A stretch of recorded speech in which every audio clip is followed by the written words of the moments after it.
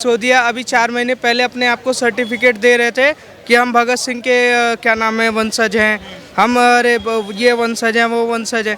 तो इनकी तैयारी कभी आपने देखा होगा, इन्होंने शिक्षा मॉडल को भारत में और इंडिया में या भारत में कहीं पर भी आपने देखा होगा पोस्टर लगा लगा के एडवर्टाइजमेंट।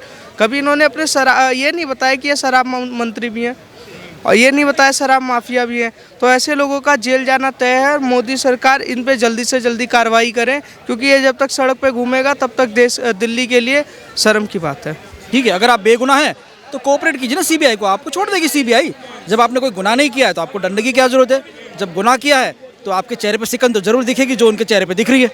ठीक है, तो कहीं ना कहीं वो कई सिस्टम में ऐसे फंसे हुए हैं अपने ही कर्मों के उसमें, तो जाहिर है कि उनको डर तो लगेगा और दूसरों पे आरोप लगाएंगे कि भाई कोई भी पापी यूँ थोड़ी बोलेगा कि मैं पापी हूँ, या कोई भी मर्डर यूँ थोड़ी बोलेगा कि मैं खूनी हूँ। ठीक है, वो तो गुनाह साबित होने के बाद पता चलेगा। आप कोऑपरेट कीजिए, सरकार आपको छोड़ देगी। अगर आप कोऑपरेट नहीं करेंगे तो जो आपने किया उसकी सजा तो मिलेगी। इतने घोटाले तो 70 साल में कांग्रेस ने नहीं किए जितने 7 साल में आम आदमी पार्टी ने कर दिए। ये मनीष सिसोदिया आज जब ये सुबह सुबह सीबीआई दफ्तर में जा रहा था, ढोल नगाड़े के साथ में गया है, अपनी बीवी के हाथ से दही खा के गया है।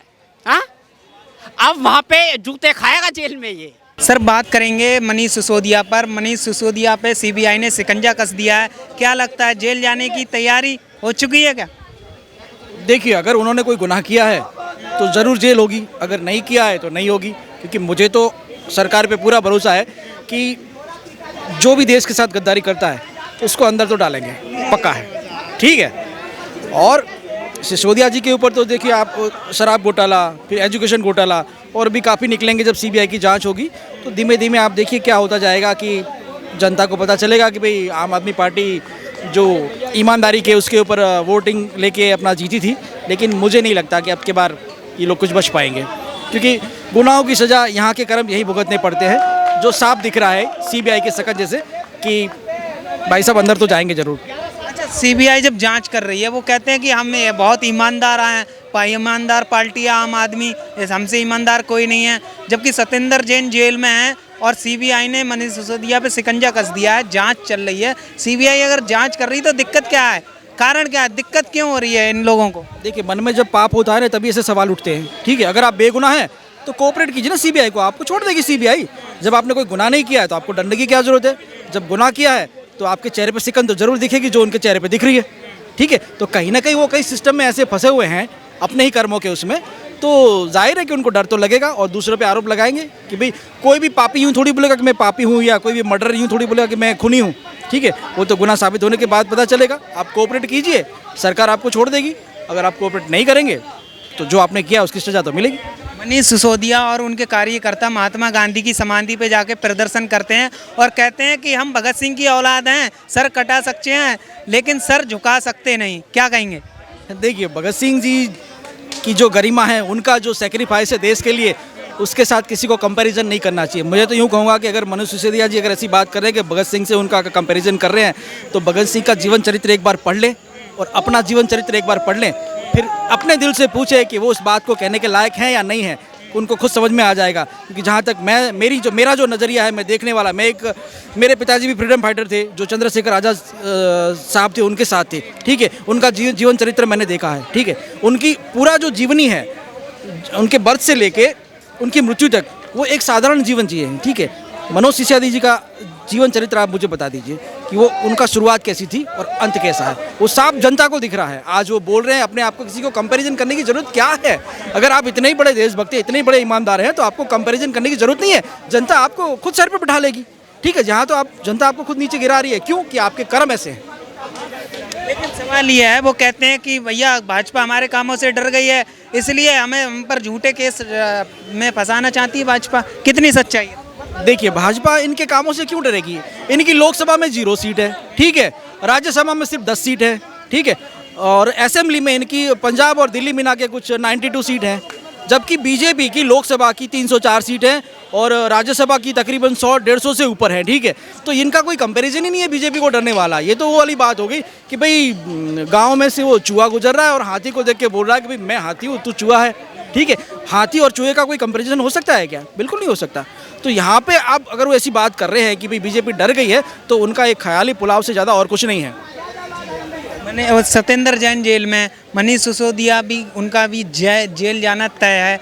अब वो केजरीवाल कहते हैं कि भाजपा हमारे कामों से डरी हुई है, गुजरात में हम सरकार बनाने जा रहे हैं। प्रचार के लिए मनीष सिसोदिया को आना था, और लेकिन भाजपा उनको जेल भेजना चाहती है। देखिए, गुजरात का रुख जो उन्होंने किया है वो तो कोई मतलब नहीं है, क्योंकि गुजरात की जो जनता है वो बीजेपी को ही वोट देगी, ठीक है। अब ये ऐसा बोल रहे हैं कि भी मनीष सिसोदिया जी, जिनको गुजरात में कोई जानता नहीं है, वो वहाँ जाके कैंपेन करेंगे और जनता उसको वोट दे देगी, ये तो होना नहीं है। क्योंकि पिछले 3 टर्म से जब मोदी जी वहाँ पे सीएम थे, उन्होंने गुजरात को इतना डेवलप किया है, इतना डेवलप किया है, और 2 टर्म में जो पीएम है उसके बाद गुजरात को इतना डेवलप कर दिया उन्होंने कि वहाँ पर किसी और पार्टी का सर्वाइव करना मुश्किल है। क्योंकि गुजरात की जनता जानती है कि हमारे लिए बीजेपी के अलावा और कोई नहीं है। क्यों नहीं है, मैं आपको बताता हूँ। देखिए, जैसे कि ये बिजली का 300 यूनिट का फ्री का मुद्दा लेके चले हैं, ठीक है। 3000 रुपये हर महीने बेरोजगार को देने का मुद्दा लेके चले हैं, ठीक है। 10 लाख लोगों को नौकरी देने के लिए चले ये लोग, ठीक। ये मैनिफेस्टो लेके ये लोग उत्तराखंड में भी गए थे, ठीक है। वहाँ से ये लोग फेल हुए। यूपी में इनकी जमानत जब्त हुई। अब गुजरात में क्या है सिस्टम, मैं आपको समझाऊंगा। जो बिजली वाला मुद्दा है, गुजरात के अंदर नर्मदा पावर 1200 मेगावाट बिजली जनरेट करता है, ठीक है। उसके अलावा थर्मल और गैस मिला के तकरीबन 3000 मेगावाट पावर जनरेट होता है गुजरात के अंदर। सोचिएगा, ध्यान से सुनिएगा। उसके बाद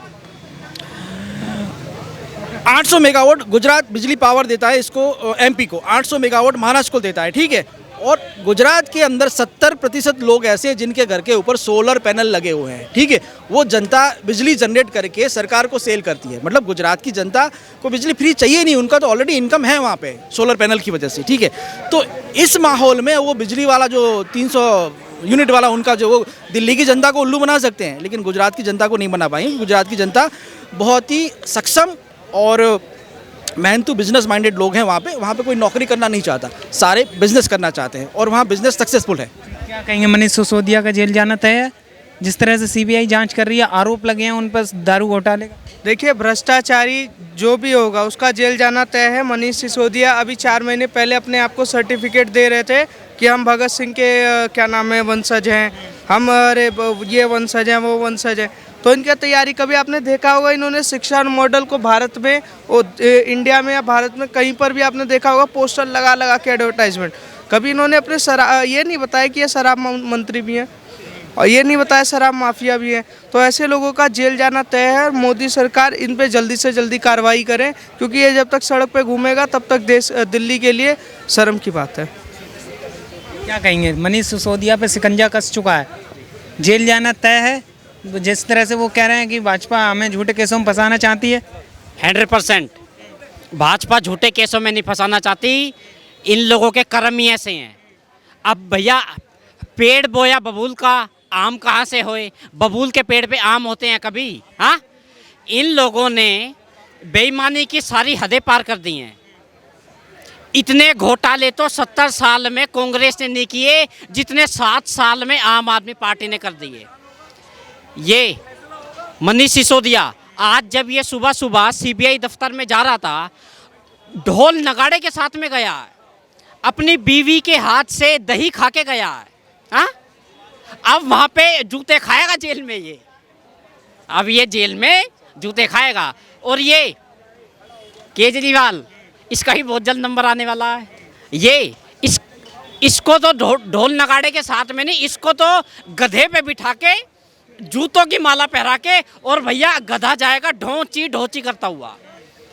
अब इन लोगों ने भाई साहब, मैंने भी इनको वोट दी है, मैंने भी आम आदमी पार्टी को वोट दिया है, लेकिन इन लोगों ने दिल्ली का ऐसा बेड़ा गर्क कर दिया है, ऐसा किसी ने नहीं करा। शीला दीक्षित भी थी, शीला दीक्षित भी मुख्यमंत्री रही हैं, 3 बार मुख्यमंत्री रही हैं भाई साहब, 3 बार। मैं मानता हूं घोटाले किए हैं, लेकिन इतने घोटाले नहीं किए जितने घोटाले इस आम आदमी पार्टी की सरकार ने कर दिए।